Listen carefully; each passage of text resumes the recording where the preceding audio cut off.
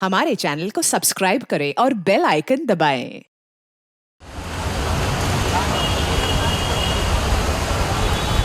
कर सकते हो।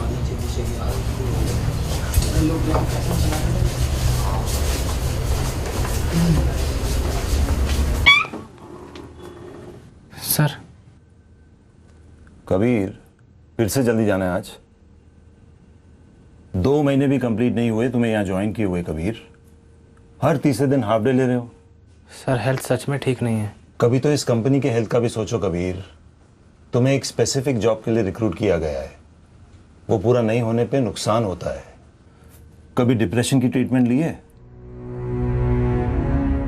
शक्ल पर लिखा हुआ है बोल्ड में।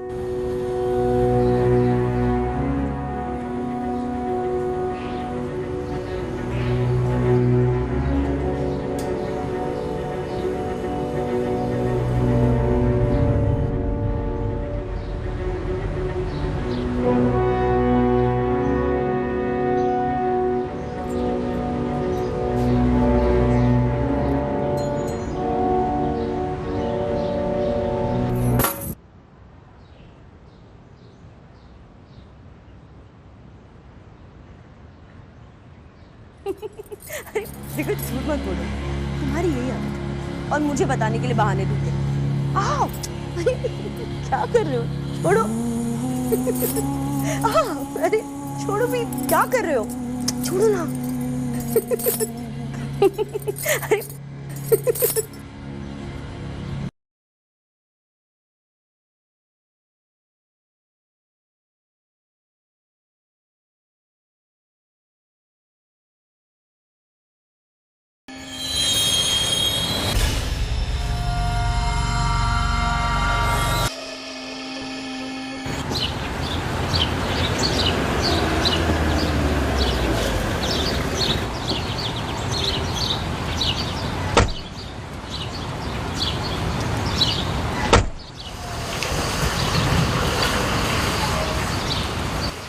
हाँ नारायण, हाँ हम लोग बस अभी अभी पहुंचे हैं। हाँ तुम तुरंत कुछ लड़कों को साफ सफाई के लिए यहाँ भेज दो, 2 हफ्ते तो रहेंगे। चलो यहाँ साफ सफाई तो होती रहेगी। नारायण बहुत सिंसियर बंदा है। अरे रवीना सुनो ना, हाँ? मेरे लिए 1 कप चाय बना दो ना प्लीज। पाउडर वाली चाहिए तो अभी बना देती हूँ, दूध वाली चाहिए तो मार्केट से लेकर आओ। अब कहाँ मैं गाय वाय का दूध ढूंढता फिरूंगा। एक काम करो ना, मेरे लिए वो पाउडर वाली चाय बना दो।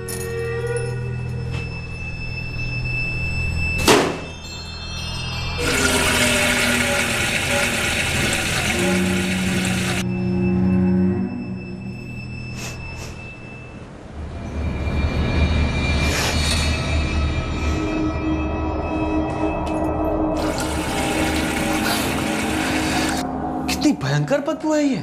लगता है तुम्हारे वो सिंसियर नारायण ने महीनों से टैंक की सफाई नहीं करवाई है। लेकिन वो तो शीतल और कबीर साफ करवाते हैं ना, वो दोनों इस बदबू को कैसे झेल रहे होंगे।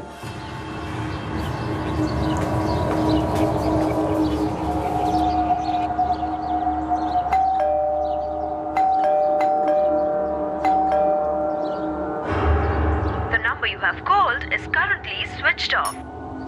The number you have called is currently switched off. Raveena, वो कबीर के मामा जी संजीव माथुर नंबर है तुम्हारे पास?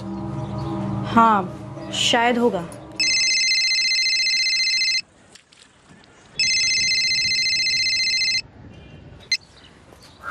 अरे विपिन, कैसे हो भाई? नमस्ते संजीव जी। नमस्ते नमस्ते। कब आए दुबई से? बस अभी अभी। अच्छा एक बात बताइए, ये शीतल और कबीर कहीं गए हुए हैं क्या? नहीं तो, हमें तो कुछ पता नहीं है। हम तो पिछले 3 महीने से यहाँ वाराणसी में हैं। संजीव जी घर बंद है और कबीर और शीतल दोनों के फोन स्विच ऑफ आ रहे हैं। अब हमसे तो कुछ कहा नहीं उन लोगों ने। क्यों, कोई प्रॉब्लम हो गई क्या? प्रॉब्लम तो है, नल के पानी से भयंकर बदबू आ रही है, कुछ सीरियस है।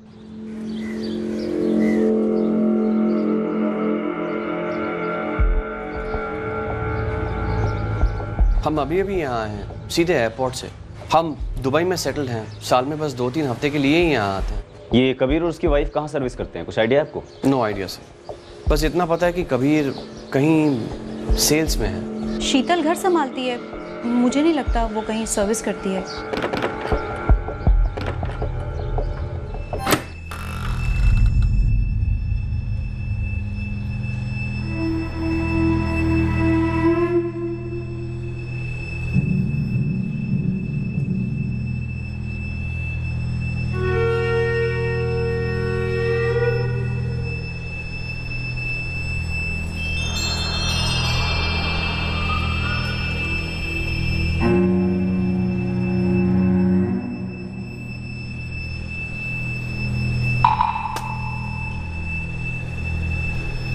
लगता है काफी दिनों से ये लोग भी यहाँ नहीं रह रहे हैं। कबीर के मामा संजीव माथुर से बात हुई मेरी, उन्हें इस बारे में कुछ नहीं मालूम।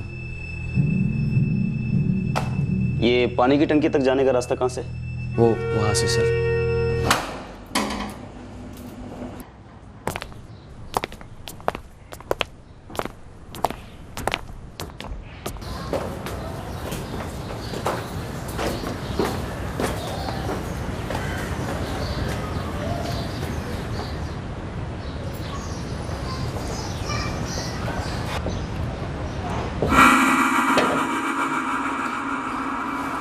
सर कुछ तो है, और ये चूहा मरने की बदबू नहीं लगती, कुछ और ही लगता है सर।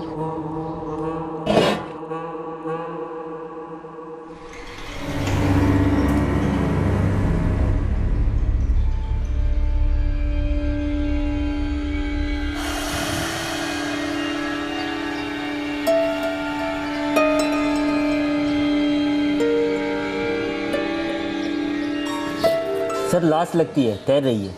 निकालो, बाहर निकालो। काफी गल गई है। पर निकालना तो पड़ेगा ना।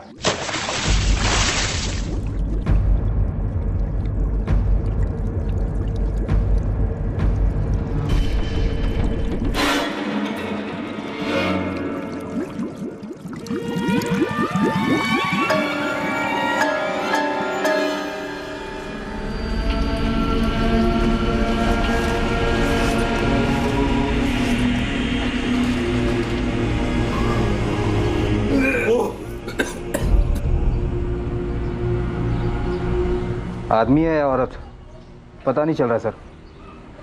पर ह्यूमन बॉडी है ये तो पक्का है।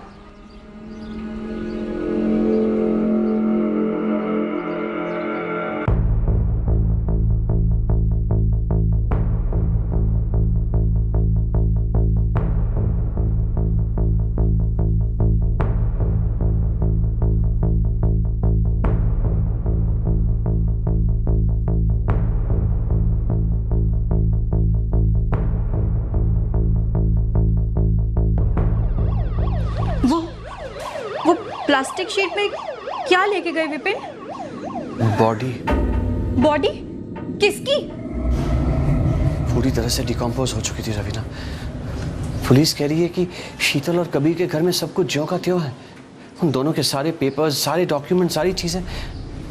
ऐसा लग ही नहीं रहा है कि वो दोनों घर छोड़कर कहीं गए हों। तो फिर वो बॉडी थी किसकी? पुलिस कह रही है कि मेल है या फीमेल है, पोस्टमार्टम करने के बाद ही पता चल सकता है।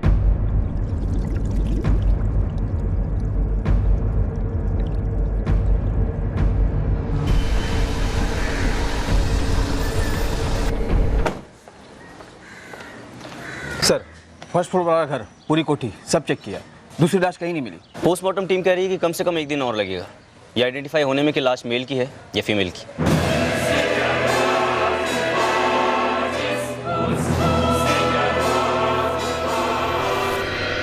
शीतल और कबीर के फोन रिकॉर्ड्स मंगवाए हैं अर्जेंट बेसिस पर। और ये कबीर के मामा मामी, इनकी क्या पोजीशन है?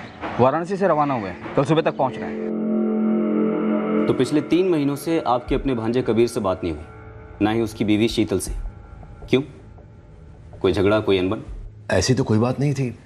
अब हम मतलब मैं और मेरी पत्नी हम लोग कभी ऋषिकेश तो कभी हरिद्वार ऐसे घूमते रहते हैं। सामने से कोई फ़ोन आ जाए तो बात हो जाती है। लेकिन जून में एक बार बात तो हुई थी शीतल से। डेट तो लता, तुम्हें याद है डेट क्या थी? 27 जून था जी। शीतल परेशान थी कि कबीर घर लौटा ही नहीं था ऑफिस से। हाँ सर, वो असल में जानना चाहती थी कि कबीर की हमारे साथ कोई बात तो नहीं हुई। आपका घर कन्नौज में है? जी, लेकिन हम लोग आजकल वहाँ पर कम ही रहते हैं। जब शीतल का फ़ोन आया तो हम लोग ऋषिकेश में थे। और कबीर के माँ बाप? कबीर के पिताजी यानी मेरे जीजा जी अरुण सक्सेना, जब वो गुजर गए तो कबीर 10 साल का था। और फिर जब वो 19 का हुआ तो कबीर की माँ यानी मेरी जानकी दीदी, उनको दिल का दौरा पड़ा और वो चल बसी।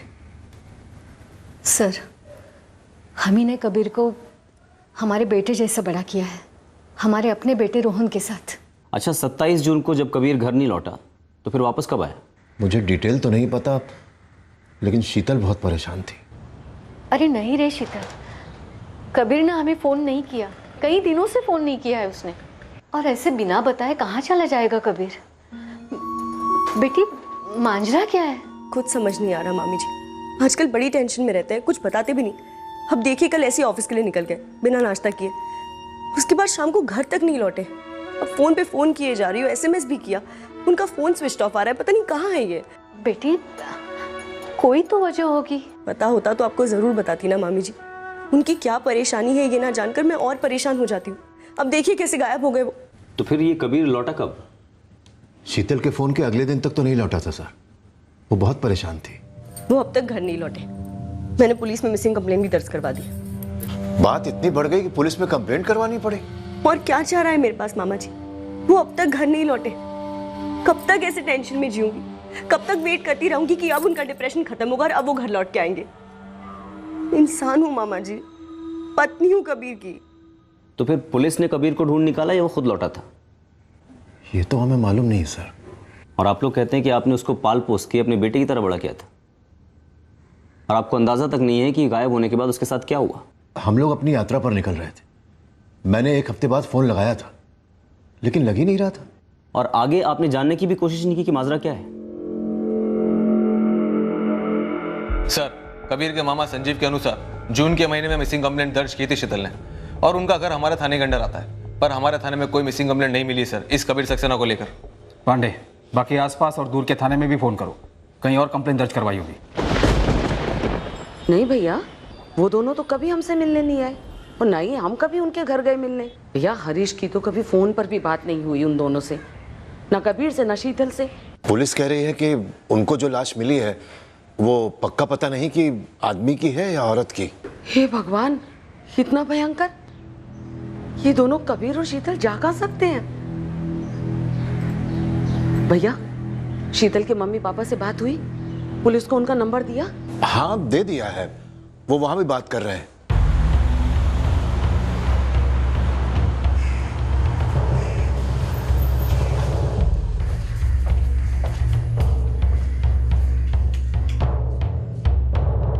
ये वाकई में अजीब बात है। वहां कबीर के मामा कह रहे हैं कि उन दोनों ने उनसे कांटेक्ट नहीं किया, और यहां आप लोग भी वही कह रहे हैं। आपकी अपनी बेटी या दामाद से 3 महीने में एक भी बार बात नहीं हुई। शीतल ने फोन बंद कर रखा है, बात कैसे होगी आप ही बताइए। देखिए शीतल जून के आखिर में यहाँ पर आई थी। ये क्या नॉनसेंस लगा रखा है शीतल? कबीर बार बार ऐसी हरकत कर रहा है तो तुम उसे सीधे सीधे छोड़ क्यों नहीं देती? पापा कोई फ्रिज या टीवी नहीं है, वो पति है मेरे। मैं प्यार करती हूँ उनसे, वो भी मुझसे बहुत प्यार करते हैं। लेकिन बेटा प्यार करने वाले इस तरह गायब रहकर सामने वाले को परेशान तो नहीं करते ना ही उसे दर्द देते हैं। मम्मी आप तो हमारा असली दर्द जानती है ना। मैं उससे उभर पाई हूँ, कबीर नहीं उभर पाए हैं। लेकिन ऐसा कब तक चलेगा शीतल? पुलिस क्या कह रही है? कंप्लेन लिखवाई है, कह रहे एक दिन वेट करें। कोई वेट करने की जरूरत नहीं है शीतल, उसको जब घर आना है तब वो आ जाएगा। लेकिन सबसे पहले तुम एक अच्छे डिवोर्स लॉयर से मिलो बस। पापा पापा वापा कुछ नहीं। कब तक उसके डिप्रेशन को झेलती रहोगी? डिप्रेशन एक मेडिकल कंडीशन है जिससे हम दोनों साथ में लड़ रहे हैं। और प्लीज पापा, आप हमारी शादी में दखल ना दे तो ही बेटर होगा। बस सारा दिन मुंह फुलाए बैठी रही और दूसरे दिन चली गई। उसे फिक्र ही नहीं थी कि हमें उसकी फिक्र है। तो आपको टेंशन नहीं हुई? एक बार भी कानपुर नहीं गए? हमारी बेटी हम पर नाराज थी, हम क्या कर सकते थे? वो हमारे प्यार को दखल समझ रही थी। और अब आप कह रहे हैं कि कोई बॉडी मिली है। हमें तो यकीन ही नहीं हो रहा कि बात यहां तक पहुंच गई। कबीर ने ही किया ना, उसी ने मार डाला ना हमारी बेटी को। लाश औरत की है, आदमी की अभी तक पता नहीं चल पाया। वैसे कबीर के डिप्रेशन की वजह क्या थी? कबीर, हमने हर मुमकिन कोशिश की पर रेस्पिरेटरी ट्रैक्ट इन्फेक्शन कंट्रोल नहीं हो पाया। आई एम सॉरी, हम बच्चे को बचा नहीं पाए।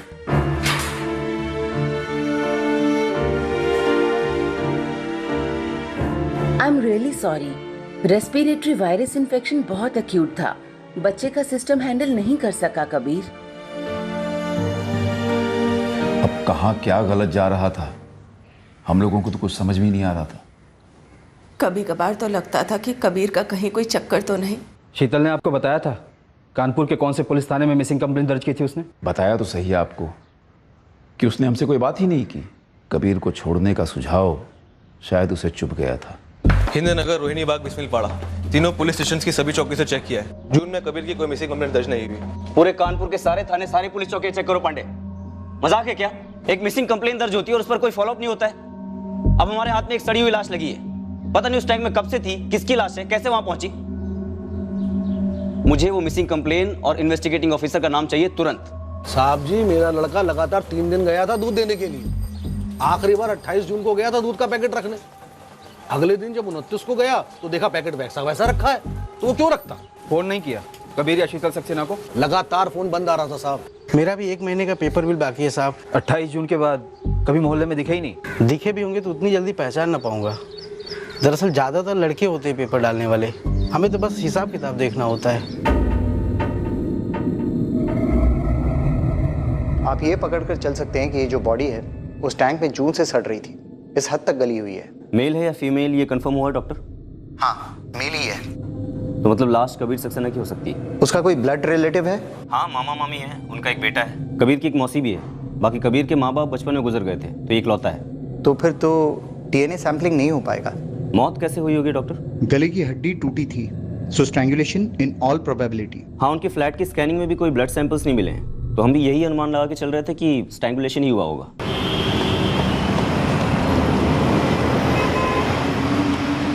नहीं पापा, करीब 7-8 महीने हो गए, ना तो शीतल भाभी से बात हुई है और ना ही कबीर भैया से। बेटा रोहन, पुलिस कह रही है जो बॉडी मिली है ना, वो बहुत बुरी हालत में। वो तेरे कबीर भैया की भी हो सकती। क्या क्या कह रहे हैं पापा आप? और शीतल भाभी कहाँ है फिर? किसी को कुछ भी पता नहीं बेटा। पुलिस छानबीन कर रही है, लेकिन सबको यही डर है कि शीतल के साथ भी कहीं ऐसा ही कुछ ना हुआ। शीतल 2 साल बड़ी है कबीर से, जड़ वही है। मैं कह रही हूं ना, आप मानो या ना मानो, लड़की उम्र में बड़ी होने से हमेशा गड़बड़ हो जाती है। ये क्या दकियानूसी बातें लेकर तुम और दिमाग खराब करने लगे भारती। शीतल और कबीर को कोई एतराज नहीं था। शीतल के माता पिता को भी कोई आपत्ति नहीं थी, मुझे भी नहीं थी। और फिर इसका मर्डर से क्या लेना देना? मर्डर के साथ तो नहीं संजीव भैया, लेकिन क्या हरीश, तुम क्या ये कहना चाहते हो कि कोई गड़बड़ थी क्योंकि 2 बच्चे पैदा होते ही चल बसे थे? सर, पांडे और शहनवाज की टीम ने कानपुर के सारे थाने खंगाले, पर जून महीने में कहीं पर भी कबीर सक्सेना की मिसिंग कंप्लेंट दर्ज नहीं हुई है। तो मतलब शीतल झूठ बोल रही थी? और ये झूठ 2 बार बोला गया। एक तो कबीर के मामा मामी को कि कबीर की मिसिंग कंप्लेंट दर्ज हुई है, और दूसरी बार खुद के माँ बाप को उन्नाव में, उनसे भी यही बात बोली गई, मिसिंग कंप्लेंट दर्ज करने वाली। कबीर डिप्रेस था क्या? इस बात से तंग आकर शीतल ने उसे मार डाला होगा। लेकिन कैसे? पहले फ्लैट में उसका गला घोंटा, फिर लाश को सीढ़ियों से घसीटते हुए ऊपर टेरेस तक ले गई, और फिर खुद बॉडी को उठाकर पानी की टंकी में फेंक दिया। शायद अकेले नहीं कर सकती। एग्जैक्टली। तो किसी ने साथ दिया होगा। नीचे वाले फ्लैट की पार्टी दुबई में थी, तब किसी ने देखा भी नहीं होगा। अगर साथ में कोई साथीदार था मेल, तो जरूर अफेयर की संभावना हो सकती है।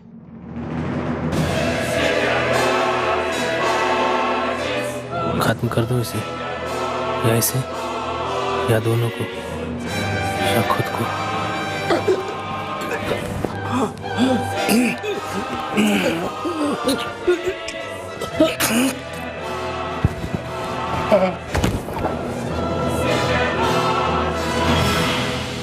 अगर अफेयर वाला एंगल पकड़कर चलें सर, तो उस दिन घर पर एक मर्द और मौजूद होगा, और अभी तक हमें यह पता नहीं कि लाश कबीर की है। तो तुम्हारा कहने का मतलब यह है कि कहीं कबीर ने शीतल के प्रेमी का मर्डर तो नहीं किया है? कबीर, कबीर, कबीर, प्लीज छोड़ दो, प्लीज, मैं हाथ जोड़ती हूं तुम्हारे, प्लीज छोड़ दो ना।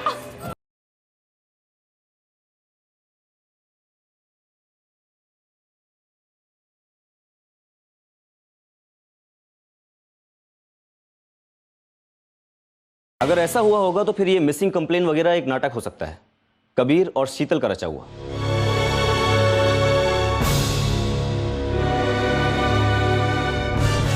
अब इस लाश को ठिकाने लगाने में तुम मेरी मदद करोगे, उसके बाद पुलिस थाने में जाके मेरी मिसिंग कंप्लेन दर्ज करवाओगे। नहीं नहीं शीतल, आज के बाद तुम मेरी किसी भी बात को नहीं बोलोगी।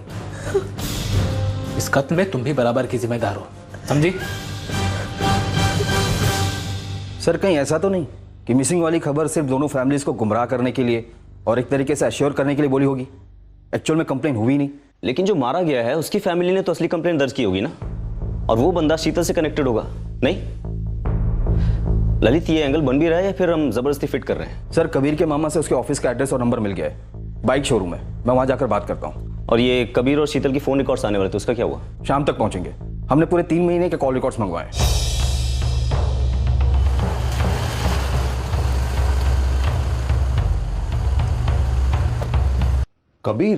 कबीर का मर्डर हुआ? देखिए अभी हम 100% श्योर नहीं है, पर आप कह रहे हैं कि 26 जून को कबीर आखिरी बार काम पर आया था। हाँ, काम का लोड थोड़ा हैवी था और हमेशा की तरह वो फिर से हाफ डे चाहता था। हेल्थ खराब बता रहा था। सर हेल्थ सच में ठीक नहीं है। आपका एक एम्प्लॉय अचानक से काम पर आना बंद कर देता है और आप जानने की कोशिश भी नहीं करते कि माजरा क्या है। कबीर को यहाँ मुश्किल से 2 महीने हुए थे, जिसमें से आधे से ज्यादा वक्त वो यहाँ आया नहीं या फिर आकर बीच में चला गया हेल्थ के बहाने। जिस दिन से वो जॉब पर लगा था उसी दिन से वो थोड़ा डाउन ही था, स्लो, सोच में खोया, मानो काम में इंटरेस्ट ही नहीं। अब सेल्समैन ऐसे थोड़ी ना होते हैं। मैंने सोचा नहीं आ रहा है तो ठीक है। तो सिलेक्ट क्यों किया उसे? मैं इस कबीर को नहीं, आशीष तिवारी को अपने यहाँ काम के लिए हायर करना चाह रहा था। आशीष रामसन शोरूम का सेल्स मैनेजर है, कबीर उसके नीचे काम करता था। आशीष वहां पर जॉब छोड़ नहीं पाया तो उसी ने मुझे ये कबीर रिकमेंड किया। नंबर दीजिए इस आशीष तिवारी का।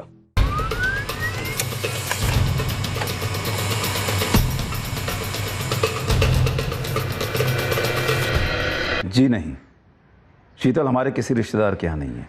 आप उन सबके एड्रेस हमें भेजिए, हम सबसे दोबारा बात करेंगे। क्यों करेंगे? आपको क्या लग रहा है मैं झूठ बोल रहा हूँ? इस केस में कोई ना कोई तो झूठ बोल रहा है।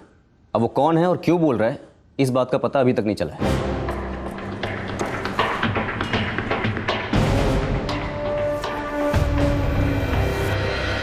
सर अब हम यहां रुककर करेंगे भी क्या? अगर वो लाश हमारे कबीर की है तो वैसे भी उसमें कुछ बचा तो है नहीं। आप उसे हमें सौंप दीजिए, हम उसका क्रियाक्रम करके कन्नौज वापस चले जाएंगे। और रही बात शीतल की, अगर उसका हाथ इस कांड के पीछे है तो वो अपने आप तो हमारे पास आने से। देखिए संजीव जी, जब तक हम आपसे नहीं कहते आप कानपुर छोड़कर कहीं नहीं जाएंगे। और रही बात लाश की, तो अभी तक ये क्लियर नहीं हुआ है कि लाश कबीर की है किसी और की, इसलिए आप अपने फैसलों पर थोड़ा लगाम लगाइए। सर कबीर का फोन 26 जून को स्विच ऑफ हुआ था रात 9 बजे, यहीं कानपुर में, हिंदनगर। और शीतल का? 29 जून दोपहर 2 बजे, उन्नाव में, जहां उसके माँ बाप रहते हैं। पहले उसका कबीर के मामा मामी को ऋषिकेश में 27 तारीख को फोन करना। आजकल बड़ी टेंशन में रहते हैं, कुछ बताते भी नहीं। अब देखिए कल ऐसे ऑफिस के लिए निकल गए। उसके बाद अगले दिन 28 तारीख को कबीर के मामा को फोन करके ये कहना कि उसने पुलिस स्टेशन में मिसिंग कंप्लेंट दर्ज की है। जी मामा जी, वो अब तक घर नहीं लौटे। मैंने पुलिस में मिसिंग कंप्लेंट भी दर्ज करवा दी। ये सब एक प्लान का हिस्सा था। पूरा एक सीन तैयार किया गया, एक बखेड़ा खड़ा किया गया और उसके बाद मैडम गायब हो गई अपने मायके से। कबीर के मामा मामी से हुई बात, शीतल के फोन रिकॉर्ड में लास्ट नंबर है सर। और उसके पहले किसी अफेयर का इंडिकेशन? अप्रैल के पहले हफ्ते से, मतलब पूरे 3 महीने के रिकॉर्ड्स में ऐसा कुछ शो तो नहीं कर रहा है। ललित, एक बात और खटक रही है, और वो ये कि ये जो हमारे पास मिसिंग कंप्लेंट दर्ज कराने वाला झूठ बोला गया, क्या वो सिर्फ शीतल ने बोला था? क्योंकि ना ही कबीर के मामा मामी ने और ना ही शीतल के माँ बाप ने इस कंप्लेंट को वेरीफाई करने की कोशिश की। क्यों? सर कहीं दोनों को भगाने में उन्हीं का हाथ तो नहीं था?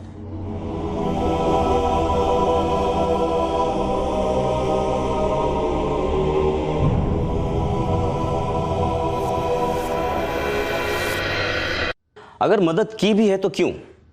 और शीतल और कबीर ने आखिर किसका कत्ल किया होगा? और फिर शीतल का अफेयर किसके साथ रहा होगा? सर कबीर का खास दोस्त, पुराने शोरूम का मैनेजर आशीष तिवारी, इस वक्त आगरा में, कल आ रहा है। ललित, हमें और भी लोगों से बात करनी होगी। हमारे पास लाश है लेकिन ये नहीं मालूम किसकी है। कोई तो होगा जिसे ये मालूम होगा कि शीतल कहाँ है, या फिर शीतल और कबीर दोनों कहाँ हैं। सर उसके मामा के अलावा यहाँ और किसी को तो आते जाते देखा नहीं कभी। रही बात अफेयर की, तो अब पूरे साल हम यहाँ मुश्किल से 3 हफ्ते ही रहते हैं, इसलिए इस बारे में कुछ कह पाना। वैसे ये कबीर यहाँ रहने कब आया था और इससे पहले कौन रहता था यहाँ? ऊपर वाला मकान तो कबीर के मामा संजीव माथुर जी का है। उन्होंने कबीर की शादी के बाद कबीर को यहाँ रहने दिया था। कबीर एक्चुअली मेरा बहुत अच्छा दोस्त था। वो जिंदा भी हो सकता है। हाँ ऑफ कोर्स, मेरा अच्छा दोस्त है। अच्छा दोस्त 3 महीने से गायब है और आपने एक बार भी फोन नहीं किया, पता नहीं किया क्या हुआ उसे, उसकी पत्नी को? आप जानते होंगे कबीर के 2 बच्चे एट बर्थ चल बसे। वो डिप्रेस था। आप तो डिप्रेस नहीं है ना? हाँ देखिए, कॉलेज के बाद वो सीधे शोरूम ज्वाइन हुआ था मेरे नीचे। करीब 7 साल था। काम में भी अच्छा था। हाँ, हमारी दोस्ती थी, पर उसके दायरे सिर्फ शोरूम तक ही थे। कुछ नया सीखा मैंने आज, दोस्ती के भी दायरे होते हैं। देखिए सर, मैंने उसकी काफी हेल्प की थी। वो अपने गम में इतना डूब गया कि काम ही नहीं करता था, और बॉसेस भी उसे निकालने की बात कर रहे थे। तो मैंने उसे दूसरी जगह जॉब दिला दी। शीतल को जानते हो? हाँ ऑफ कोर्स। पर दायरे के अंदर ही होगा, नहीं? बिल्कुल, उतने करीब से नहीं। उसका अफेयर था? मुझे कैसे पता होगा सर? कबीर ने कभी बताया हो तुम्हें, या कहीं और से सुनाओ? नहीं सर, मैंने कहा ना आपसे, हमारी दोस्ती उतनी पर्सनल कभी नहीं थी। हाँ सर, कबीर भैया और मैं एक साथ सगे भाइयों जैसे बड़े हुए थे। तो फिर अचानक ये दूरी कहाँ से आ गई कि 7-8 महीने तक तुम्हारी कबीर भैया से बात तक नहीं हुई? सर, अपनी शादी के बाद कबीर भैया उस घर में शिफ्ट हो गए थे, और उस समय मेरी नई जॉब दिल्ली में फिक्स हुई थी और मैं यहाँ आ गया। सो सर, मैं यहाँ बिजी हो गया और वो वहाँ। हमारी बात तुम्हारी भाभी शीतल से शुरू हुई थी। तो आपने पूछा उनका कोई अफेयर था या नहीं? सर, अब मैं कानपुर में नहीं, और शीतल भाभी कबीर भैया से ज़्यादा टच में नहीं था, तो कैसे पता चलता? और सर, मुझे ये बात समझ में नहीं आ रही है कि शीतल भाभी ये बात मुझे खुद क्यों बताएगी। और ये जो घर है जिसमें कबीर रहता है, ये तुम्हारे पिताजी का है? था। 2011 में कबीर भैया की शादी के बाद पिताजी ने खुद ये घर उनके नाम कर दिया था।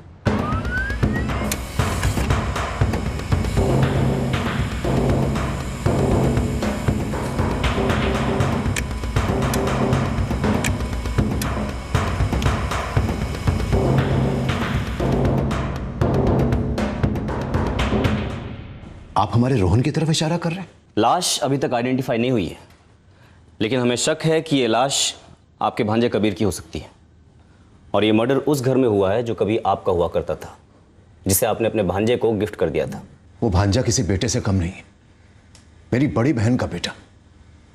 मैंने और लता ने ठीक उसे उसी तरह पाला है जैसे अपने बेटे रोहन को पाला है। आओ बेटा। मामा जी, एक मिनट, आप मुझे यहाँ क्यों लाए हैं? घर है हमारा। हाँ मामा जी, पर ये घर तो बचपन से मैं कई बार देख चुका हूँ। लेकिन अब तुम यहाँ पर अपनी जवानी बिताओगे, तुम और शीतल बेटी। मामा जी, हमसे कोई गलती हो गई है जो आप हमें अपने घर से निकाल रहे हैं? अरे वो घर भी तुम्हारा ही है बेटा, लेकिन यहाँ तुम अपनी गृहस्थी बसाओगे, तुम दोनों का घोंसला होगा ये, और ये सब कुछ तुम्हें खुद करना है। हम तो तुम्हें बस एक ढांचा दे रहे हैं। पर मामा जी, ये घर आपने पाई जोड़कर बनाया है। कबीर बेटा, मुझे तुम्हारे मम्मी पापा ने, अरुण जीजा जी और जानकी दीदी ने बनाया। मैं आज जो कुछ भी हूं, सिर्फ उन्हीं की बदौलत। वो सब तो ठीक है मामा जी, पर इस पर हक रोहन का बनता है, मेरा नहीं। बेटा, हक जितना रोहन का है उतना तुम्हारा भी है। और रोहन की जब शादी होगी, जब घर बसाने की बात आएगी, तो वो घर उसके नाम कर देंगे। लेकिन अभी ये घर तुम्हारा है। कबीर को घर देने का फैसला मैंने रोहन को बताकर किया था, और उसे इस बात से कोई आपत्ति नहीं थी। प्यार था दोनों के बीच में, सगे भाइयों वाला प्यार। जी, अकाउंट मेरे सामने खुला पड़ा है और क्लियरली दिख रहा है कि ना कबीर ने ना शीतल ने 24 जून 2016 के बाद अपने जॉइंट अकाउंट से कोई भी विड्रॉल्स किए हैं। एटीएम कैश विड्रॉल्स भी नहीं? एक भी नहीं, कोई डिपॉजिट भी नहीं, कुछ भी नहीं। वैसे इनके एक दो छोटे मोटे एफडीज भी हैं। नहीं सर, रोहन सच बोल रहा है। वो थ्रू आउट दिल्ली में ही रहा है, उसके और शीतल के बीच कोई फोन कॉल्स नहीं हुए। और कबीर के मामा मामी, शीतल के माँ बाप, ये शीतल के टच में रहे? संजीव और लता माथुर के फोन रिकॉर्ड से कुछ भी रिफ्लेक्ट नहीं हो रहा है। मैंने शीतल और कबीर के बैंक अकाउंट भी चेक किए। 24 जून 2016 के बाद कोई ट्रांजैक्शन नहीं, ना डिपॉजिट ना विड्रॉल। अजीब केस है ये। एक फैमिली 2 हफ्ते की छुट्टी मनाने के लिए दुबई से घर लौटती है। उनके नल के पानी से अजीब सी गंदी बदबू आती है, और हमें उसी घर के पानी की टंकी में से एक 3 महीने से सड़ रही लाश मिलती है। और ये पता चलता है कि एक जोड़ा है जो कि 3 महीने से किसी के टच में नहीं है, मानो गायब हो गया। अफेयर वाले एंगल को सपोर्ट करने के लिए हमारे पास कोई सुराग नहीं है। ललित, शायद कोई अफेयर था ही नहीं। मर्डर और गायब होने के और भी 1000 कारण हो सकते हैं, नहीं? देखो, झूठ मत बोलो, हमारी नहीं है, और मुझे बताने के लिए बहाने नहीं। आओ। क्या कर रहे हो? छोड़ो। अरे छोड़ो भी, क्या कर रहे हो? छोड़ो ना।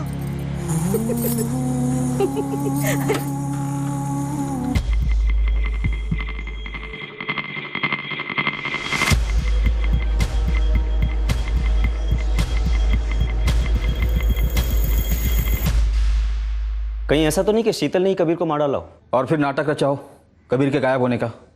पर शीतल कहीं मिल नहीं रही है सर। पूरा उन्नाव स्कैन किया, एक एक स्टेशन, सुसाइड केसेस भी। हो सकता है अपने माँ बाप के घर से निकलने के बाद शीतल ने खुद को कुछ कर लिया हो। आफ्टर ऑल सर, दो बच्चे खोने का डिप्रेशन अगर बाप को इतना हो सकता है तो माँ को भी हो सकता है। हमने तलाश जारी रखी, कभी सिर्फ शीतल के लिए तो कभी शीतल और कबीर दोनों के लिए। पर हकीकत ये थी कि हमारे हाथ एक भी सुराग नहीं लगा, नॉट अ सिंगल क्लू। एक आदमी का कत्ल हुआ था उस घर में और अभी तक हमें यह नहीं मालूम था कि वो कबीर सक्सेना है या कोई और। ऐसा लग रहा था कि ये केस आगे बढ़ेगा ही नहीं, और सच कहूं तो हमारी तरफ से ये केस आगे नहीं बढ़ा, लेकिन फिर भी ये केस क्रैक हुआ। आखिरकार हमें यह पता चल गया कि 3 महीने से पानी की टंकी में सड़ रही लाश किसकी थी।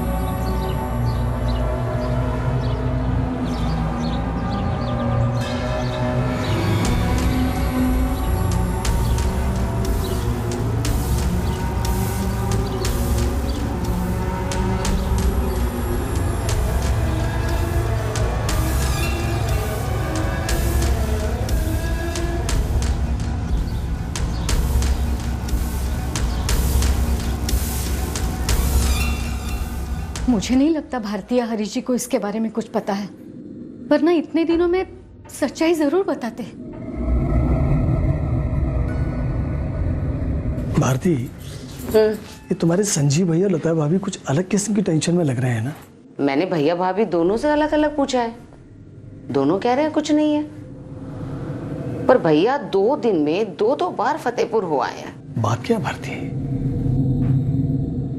पुलिस को बता दे।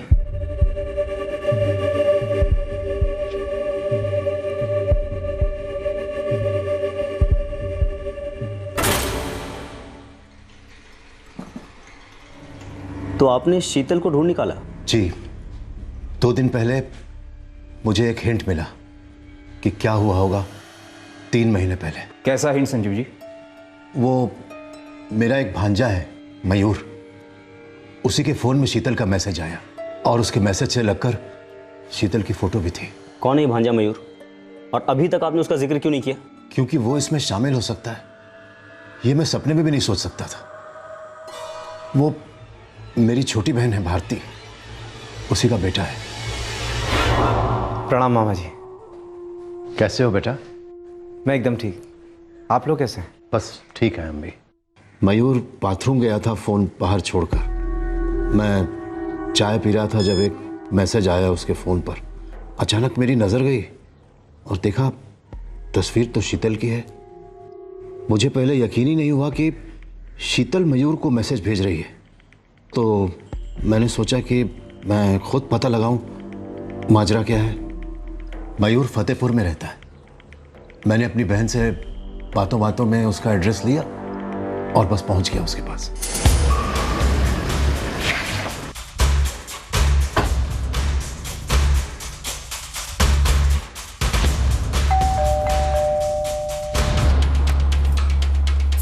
जी, हम कानपुर से आ रहे हैं शीतल जी।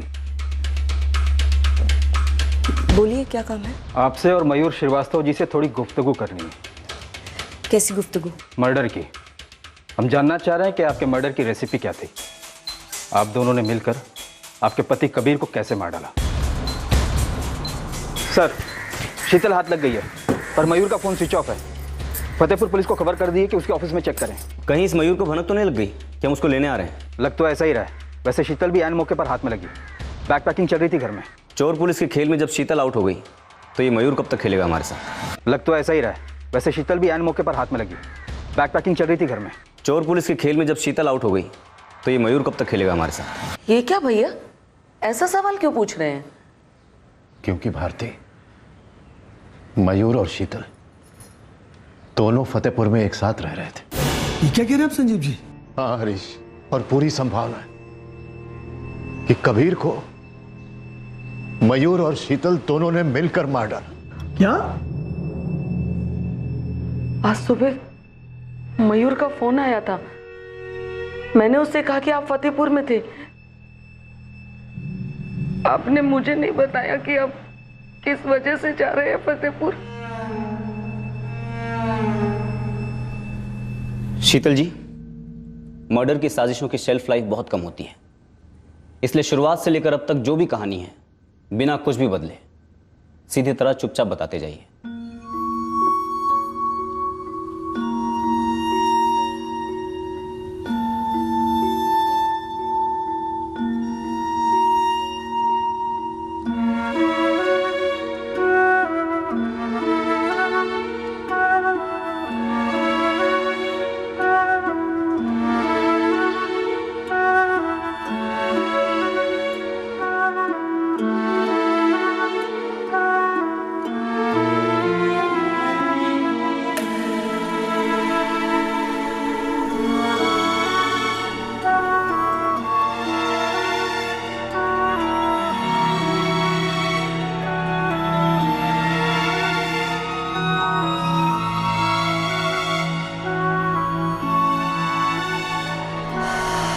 सर, हमने 2 बार अपने बच्चे खोए थे। उसका घाव अभी तक ताज़ा था। ऊपर से कबीर, उसका डिप्रेशन शुरू हो गया था। और सर, वो इतना डिप्रेस्ड रहता था कि मैं घर में हूँ, उसकी ज़िंदगी में हूँ, बेडरूम में उसके बगल में हूँ, उसे कोई फ़र्क नहीं पड़ता था। सर, वो एक जिंदा लाश बन चुका था, लेकिन मुझ में अभी तक ज़िंदगी बाकी थी। मैं आगे बढ़कर सब कुछ भुलाना चाहती थी। इसलिए सर, मैं मयूर की तरफ अट्रैक्ट हो गई। आपके और मयूर के बीच में कोई फ़ोन कॉल्स नहीं दिखे? कोई दूसरा नंबर था आपके पास? कोई दूसरा नंबर नहीं था। हम सिर्फ चैट मैसेजेस के थ्रू ही बात करते थे। और एक दिन कबीर के हाथों लग गए वो सारे मैसेजेस।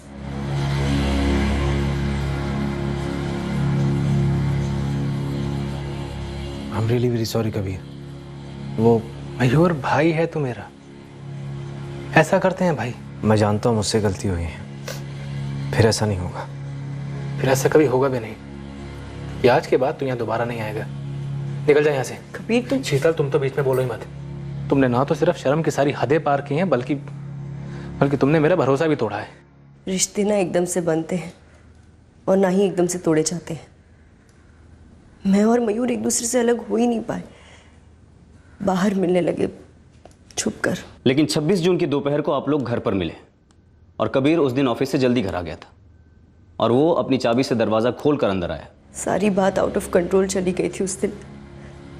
कब क्या, कब कैसे हुआ, कुछ पता ही नहीं चला।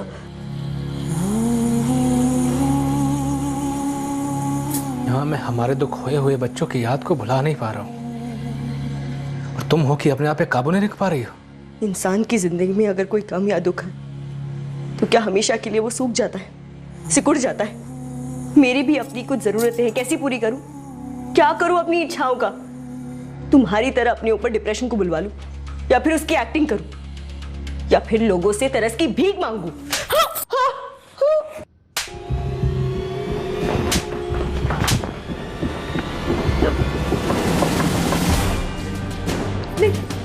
मयूर, मयूर, मयूर नहीं, छोड़ो उसे। मयूर, मयूर, नहीं।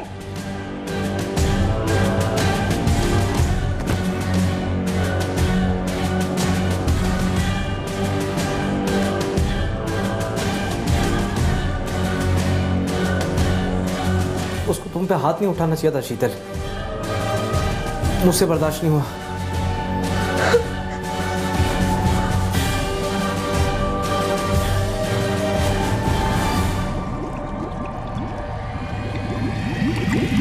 फिर हमने कबीर की बॉडी टैंक में फेंक दी और हम वहां से निकल गए।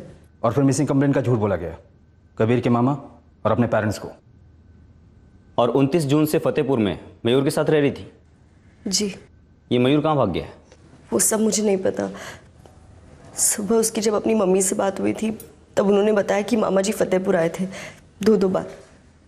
मयूर को शक हुआ कि शायद उन्हें कुछ पता चल गया है, तो उसने मुझे बैग पैक करके स्टेशन के पास आने को कहा। जब आप लोग आए तब मैं वहीं के लिए निकल रही थी। स्टेशन पर तो नहीं मिला मयूर, वैसे कहाँ भागकर जाने का प्लान था? वो सब उसने नहीं बताया, बस स्टेशन के पास आने को कहा बैग पैक करके।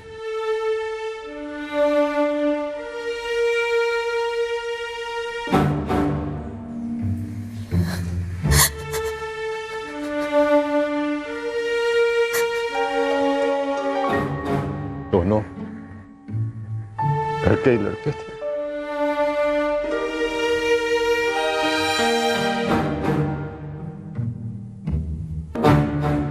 हम अभी तक मयूर को ट्रैक नहीं कर पाए हैं, लेकिन बस समय का खेल है।